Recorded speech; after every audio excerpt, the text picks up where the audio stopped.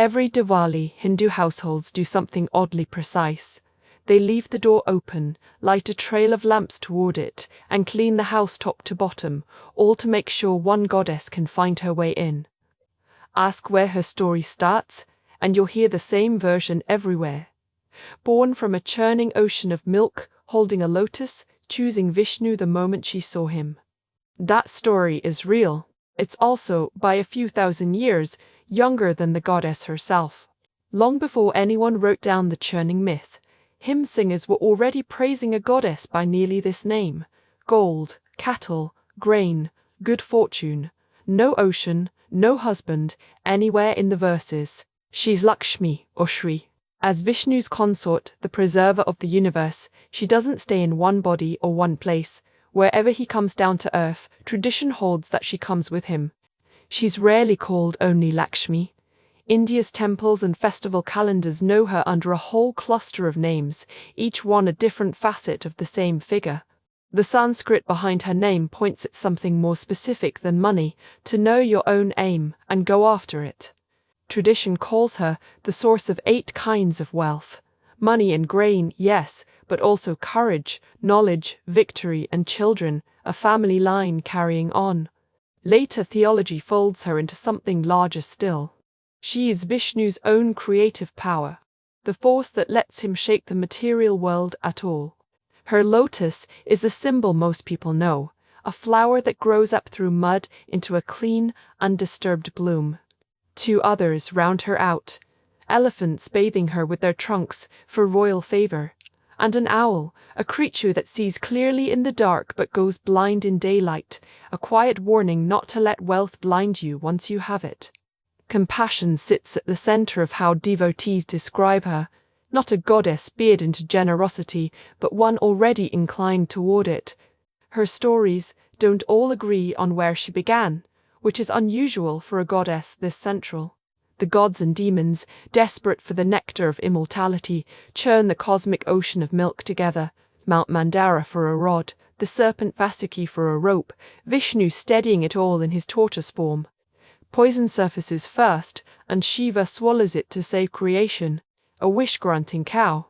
The divine physician, carrying the nectar itself. Then Lakshmi rises from the foam, holding a lotus, radiant, adorned in white. She looks over every god and demon gathered there and chooses Vishnu without hesitation. That single image, an ocean churned open, and the goddess of fortune choosing for herself who gets to keep her, is the one Lakshmi art still returns to. Where there's a goddess of fortune, Hindu tradition makes room for her opposite too. The oldest hymn that names her already calls on Sri to drive off a rival, Alakshmi, goddess of misfortune, hunger, and poverty. 100 Lakshmis, one old text says, are born with every person at birth. Some lucky, some not, good fortune and bad bundled into the same life. Folk custom keeps the 2 sisters distinct to this day. Many Lakshmi Puja traditions still open with a symbolic sweeping out, driving the unwanted sister from the house before inviting the wanted one in. Not every Lakshmi legend even keeps her married to the Vishnu of the churning story.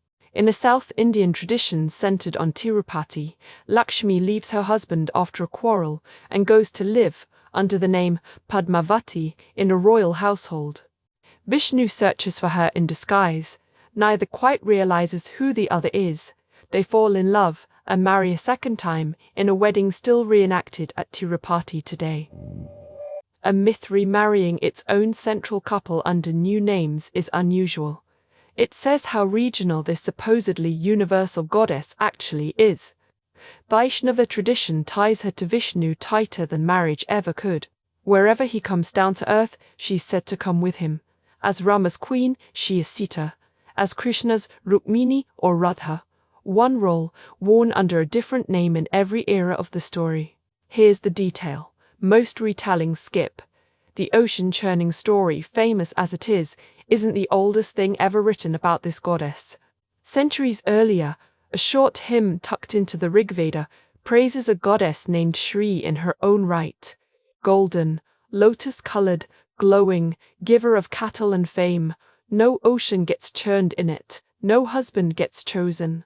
Some scholars think Shri and Lakshmi began as two separate goddesses who merged over the centuries that followed. That leaves two ways to hold her. The familiar one, born from a churned ocean, chosen by and for Vishnu, defined against her shadow sister. The older one, no ocean, no husband, just a self-standing goddess of shine and grain, that a later mythology eventually married off. Some readers go further still, reading Lakshmi, alongside Kali, Durga, and Parvati, as regional faces of one underlying Shakti, a single divine power running beneath all her named forms. It's one thread among many in how she's been read, not the only one. She goes by many names. Shri, the older name, still used today as India's own honorific of respect. Mahalakshmi, Great Lakshmi, a supreme goddess in her own right. Padma or Kamala for the lotus she's rarely shown without. And Shirabditanaya, daughter of the ocean of milk.